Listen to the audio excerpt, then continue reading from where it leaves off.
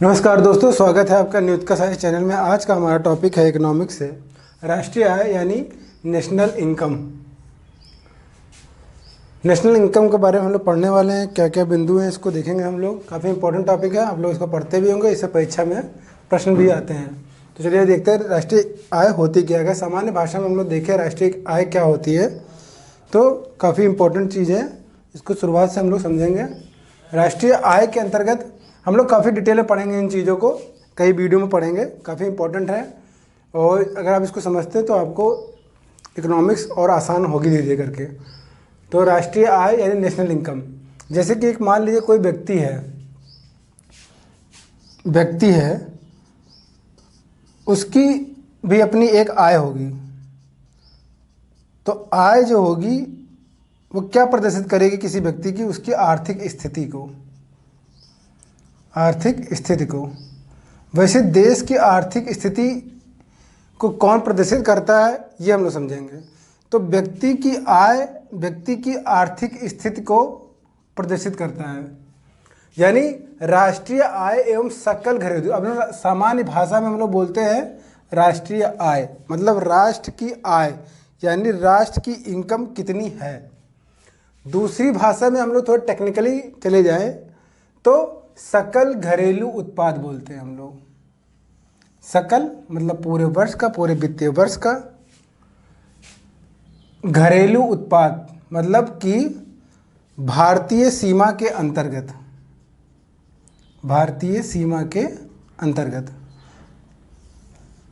ठीक, किसी भी देश की आर्थिक स्थिति को बताता है। तो राष्ट्रीय आय कह लीजिए, मगर जब प्रश्न आता तो उसमें सकल घरेलू उत्पाद लिख के आएगा। तो लिख के आएगा सकल घरेलू उत्पाद किसी भी देश की आर्थिक स्थिति को बताता है। आप ये सीधे समझिए। इसमें शामिल क्या होता है, इसमें कोई भी वस्तु, इसमें वस्तुओं और सेवाओं के प्रवाह की माप की जाती है। वस्तुओं और सेवाओं के प्रवाह की माप मतलब वस्तुओं का उत्पादन एक वित्तीय वर्ष में, यानी 1 अप्रैल से मार्च तक, 31 मार्च तक। तो 1 अप्रैल से 31 मार्च तक पूरा कैलकुलेशन हम लोग करते हैं। इसमें वस्तुओं और सेवाओं का 1 अप्रैल से 31 मार्च एक पूरा वित्तीय वर्ष चलता है भारत के अंदर। तो इसमें वस्तुओं और सेवाओं के प्रवाह मतलब वस्तुओं और सेवाओं के टोटल उत्पादन, एक वित्तीय वर्ष में कितना उत्पादन हुआ है उसको हम लोग मापते हैं किसी भी देश के। तो वो देश की राष्ट्रीय आय को अर्थात सकल घरेलू उत्पाद को बताता है। अब इसके अंदर कई तरह से हम लोग राष्ट्रीय आय को देखते हैं।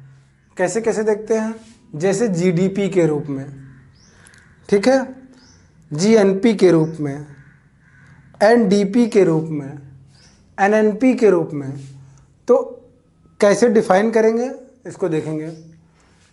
बाजार कीमत पे यह टर्मोलॉजी सबके साथ इस्तेमाल होगी। बाजार कीमत पे यानी मार्केट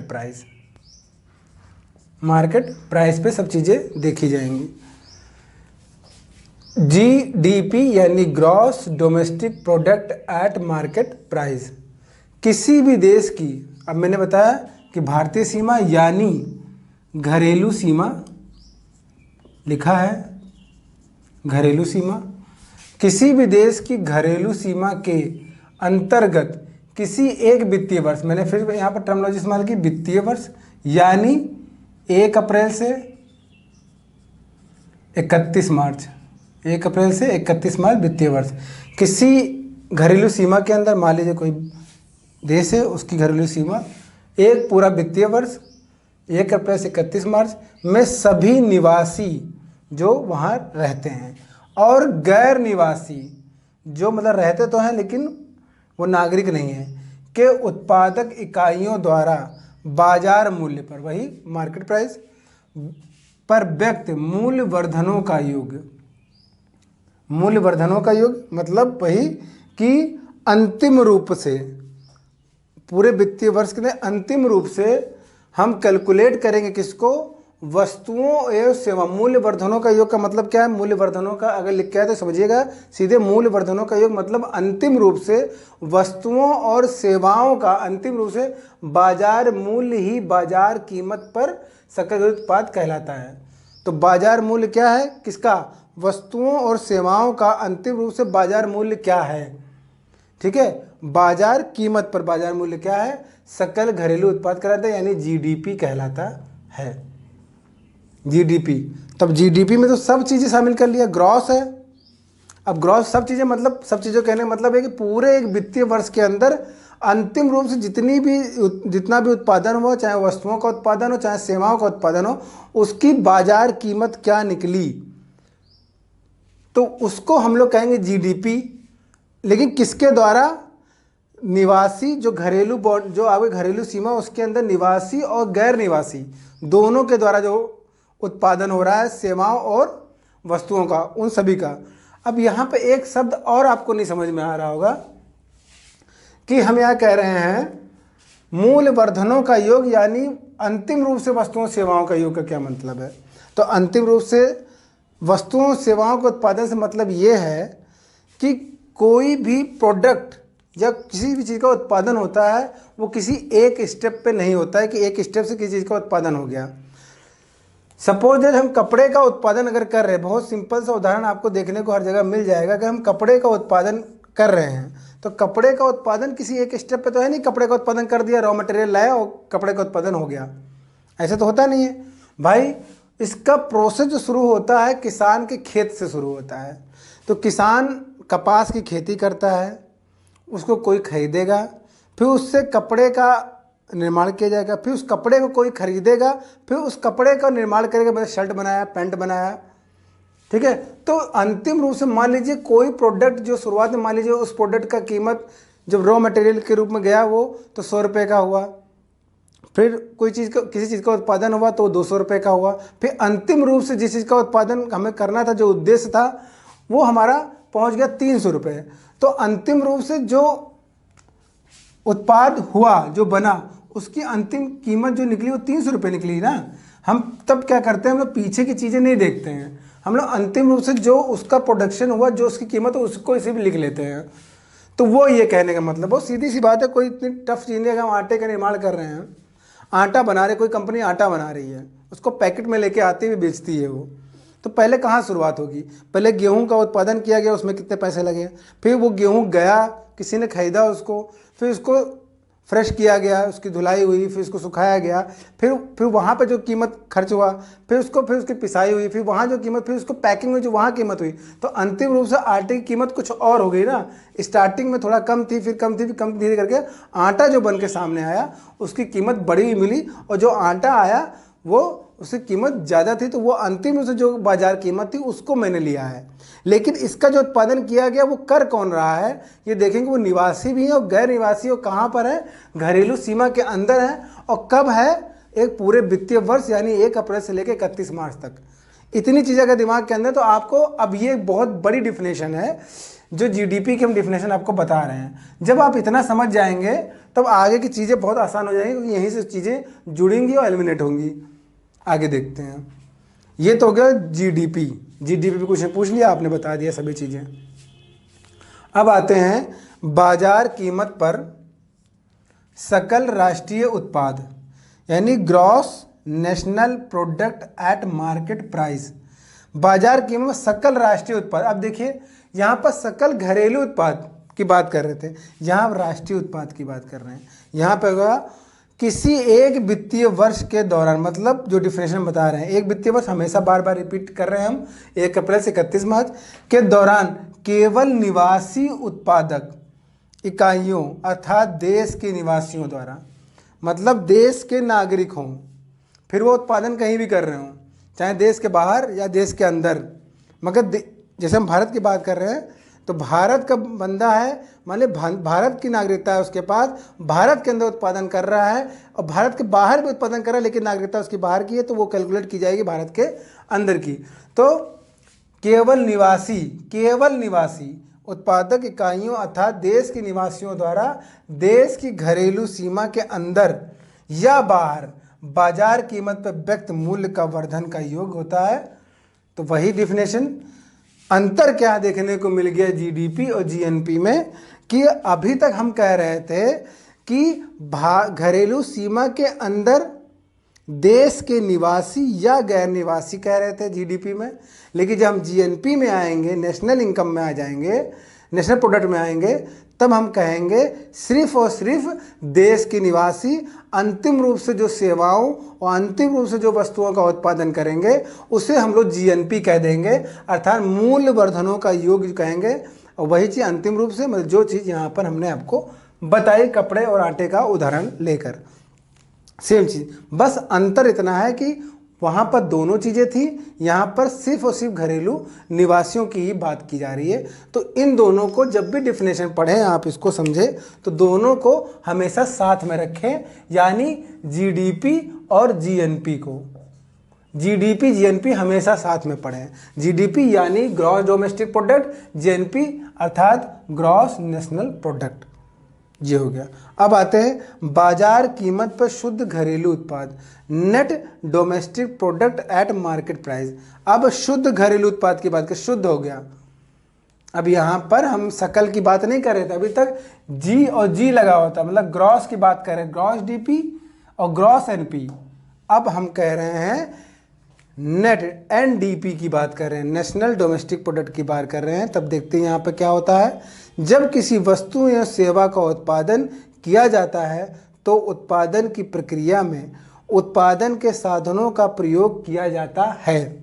अब जाहिर सी बात है कि कोई भी चीज़ का उत्पादन करें, अब कपड़ा सूती मिल है तो उसमें सूती मिल है तो उसमें लोग लगे हुए हैं, लोगों ने मशीनरी का इस्तेमाल किया है, मतलब साधनों का प्रयोग कर रहे हैं उसका उत्पादन करने के लिए, तो उत्पादन के साधनों का उपयोग किया जाएगा।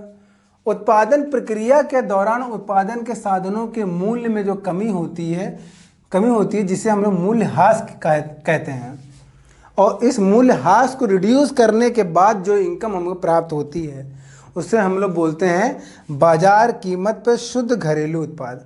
यानी कि हम क्या करेंगे, एनडीपी के अंदर बाजार कीमत पर सकल घरेलू उत्पाद। अब देखिए, जब हम लोग अभी तक हम लोग पढ़ रहे थे कि जीडीपी, और इसी जीडीपी के अंतर्गत सब कुछ था ना, उत्पादन में अंतिम रूप से 300 रुपये निकला था ना कपड़े के उत्पादन में, लेकिन इसमें तो साधन लागत भी तो जुड़ा हुआ है।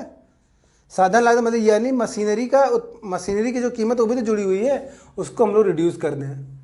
अगर जीडीपी के अंदर अगर हम लोग रिड्यूस कर दे रहे हैं उस चीज़ को तो हमारा नेट निकलेगा। नेट का मतलब अब बताइए अब कितना हुआ आपका फ़ायदा, अब कितनी इनकम हुई जब हम मशीनरी की कीमत भी हटा दे रहे हैं उसके अंदर से, तो ठीक है। अब बताइए कितना उत्पादन हुआ, ठीक है। तो उसे हम लोग बोलेंगे एनडीपी। बहुत सिंपल सी परिभाषा है, बहुत ज़्यादा टफ नहीं है, लेकिन स्टेप वाइज समझेंगे तब। तो ऊपर पहले जब डिफिनेशन पढ़ रहे थे हम लोग जीडीपी पढ़ रहे थे, जीडीपी। अब जो पढ़ रहे हैं एनडीपी, मतलब डोमेस्टिक यहाँ पर भी है और डोमेस्टिक यहाँ पर भी है। बस यहाँ ग्रॉस है मतलब सब कुछ शामिल है, यहाँ नेट है मतलब कुछ तो शामिल नहीं होगा। जब नेट कोई चीज़ कही जाती है तो कुछ ना कुछ हटाया जाता है, मतलब कुछ एक्स्ट्रा था उसके अंदर जिसकी हमें ज़रूरत नहीं है। नेट है तो कोई चीज़ रिड्यूस की जाएगी, तो सीधे इसे समझ सकते हैं। दूसरा आते हैं बाजार कीमत पर शुद्ध राष्ट्रीय उत्पाद यानी net national product at market price. अब इसको तुलना जब हम करने आएंगे तो हम तुलना करेंगे जीएनपी से, यानी ग्रॉस नेशनल प्रोडक्ट के अंतर्गत। अब अभी तक हम लोग ग्रॉस नेशनल प्रोडक्ट पढ़ रहे थे, अब हम पढ़ेंगे नेट नेशनल प्रोडक्ट। तो यहाँ पर क्या है, बाजार कीमत पर शुद्ध राष्ट्रीय उत्पाद से, यानी जो आपने यहाँ पढ़ा, यानी जो निवासियों के द्वारा, सिर्फ जो घरेलू निवासियों के द्वारा जो उत्पादन किया जा रहा था, से आशय है किसी देश में एक वित्तीय वर्ष के उस देश के निवासियों द्वारा देश की घरेलू सीमा में एवं देश की सीमा के बाहर किए गए वस्तुओं सेवाओं के अंतिम उत्पादन के मौद्रिक मूल्य से है। लेकिन क्या रिड्यूस होगा, वही मूल्य ह्रास हो जाएगा। जो किसी चीज़ के उत्पादन में जो साधन है, जो उसकी लागत है, वो चीज़ हम घटा देंगे किसमें, बाजार कीमत पर सकल राष्ट्रीय उत्पाद में। तो वो मूल्यह्रास को हटते ही हमको एनएनपी मिल जाएगा, यानी जीएनपी से हम एनएनपी प्राप्त कर सकते हैं और जीडीपी से एनडीपी प्राप्त कर सकते हैं। बहुत ही सिंपल परिभाषा है। अब आते हैं साधन लागत पर सकल राष्ट्रीय उत्पाद। सकल राष्ट्रीय मतलब ग्रॉस नेशनल प्रोडक्ट, यह है साधन लागत पर। तो क्या है, साधन लागत पर सकल राष्ट्रीय उत्पाद से आशय उस राष्ट्रीय लागत या उत्पादन क्रिया में प्रयुक्त साधनों को प्राप्त आय के आधार पर, साधनों को प्राप्त आय के आधार पर किया जाता है। इस उत्पादन की प्रक्रिया में उत्पादन के साधनों को जो आय प्राप्त होती है, उत्पादन के साधनों को जो आय प्राप्त होती है, वही उस उत्पादित वस्तु की लागत होती है। यानी कि जो आप जब कोई साधन का प्रयोग करते हैं उसके ऊपर जो आप प्राप्त करते हैं आय, तो उसको हम लोग साधन लागत आय कह रहे हैं। उसको आय कैसे, अब जैसे सपोज दैट हमने उदाहरण लिया, यहाँ कपड़े का लिया, हमने 300 रुपया अंतिम उत्पादन किया, 300 रुपये का उत्पादन किया कपड़ा बेचकर 300 रुपये का, लेकिन इसके अंदर साधन लागत है, और तो उससे भी तो वो भी आय तो जुड़ी हुई है इसके अंदर। कैसे, जब कोई मशीन लेके आएंगे तो उस मशीन की वजह से भी तो कुछ कॉस्ट, कुछ प्रॉफिट आप गेन करेंगे अंतिम रूप से। तो वो जो पर्टिकुलर प्रॉफिट गेन कर रहे हैं आप, वही साधन लागत पर सकल राष्ट्रीय उत्पादन है। उसकी वजह से जो उत्पादन हुआ और उसकी वजह से जो आपने आय अर्जित की, वही उत्पादित वस्तु की लागत होती है। उसी से प्राप्त जो आय होती वो इस निर्भर करती है साधन लागत की आय से जुड़ी होती है। तो ये चीज़ ध्यान देंगे, मतलब कि मशीन की वजह से जो आपको, उस मशीन की वजह से जो आपको आय अर्जित हुई साधन लागत पे, वो उस आय की बात यहाँ पर हम लोग कर रहे हैं, उस उत्पादन की बात कर रहे हैं। ये बात आपको अगर समझ में आ रही है, अगर ये बात समझ में आ गई तो ऊपर वाली चीज़ भी आसानी से समझ में आ जाएगी। अगर ऊपर चीज़ आपको आसानी समझ में आई है तो ये चीज़ आपको समझ में आ जाएगी कि साधन लागत का कितना महत्वपूर्ण रोल हो रहा है यहाँ पर चीज़ों को डिफाइन करने में। चीज़ों को डिफाइन करने में अर्थात कि शुद्ध घरेलू उत्पाद और शुद्ध राष्ट्रीय उत्पाद। जब शुद्ध शब्द आएगा तो समझ लीजिएगा, उदाहरण के तौर पे जब हम कपड़ा उत्पादन कर रहे हैं या आटे का उत्पादन कर रहे हैं अंतिम रूप से, तो उसके अंदर जो मशीन का प्रयोग कर रहे हैं, यानी साधन लागत का जो प्रयोग कर रहे हैं, उसको हम रिड्यूस कर रहे हैं एनएनपी निकालने के लिए और एनडीपी निकालने के लिए। और जो रिड्यूस कर रहे हैं उसकी वजह से आय की जो अर्जित कर रहे हैं, वही हम साधन लागत पर सकल राष्ट्रीय उत्पादन कह रहे हैं यहाँ पर। तो काफ़ी महत्वपूर्ण ये डिफिनेशन है। इसमें अभी और चीज़ें हम लोग को और अच्छे समझ में आ जाएगा। हालांकि ये जो टॉपिक मैंने पूरा कवर कर दिया है, इतनी चीज़ें अगर आप समझें तो आगे चीज़ें आसानी समझ में आ जाएगा। और इतना टिपिकल चीज़ नहीं है कि जो आपको आसानी समझ में नहीं आएगा। हालांकि इकोनॉमिक्स समझना थोड़ा टफ जरूर होता है, लेकिन मैं उम्मीद करता हूँ कि आपको समझ में आया होगा, क्योंकि मैंने काफ़ी अच्छे से आपको एक्सप्लेन करने की कोशिश की है। उम्मीद करता हूँ ये वीडियो आपको काफ़ी पसंद आया होगा, इसलिए इस वीडियो को अधिक से अधिक लाइक करें, शेयर करें, सब्सक्राइब करें। आज के लिए इतना ही, धन्यवाद।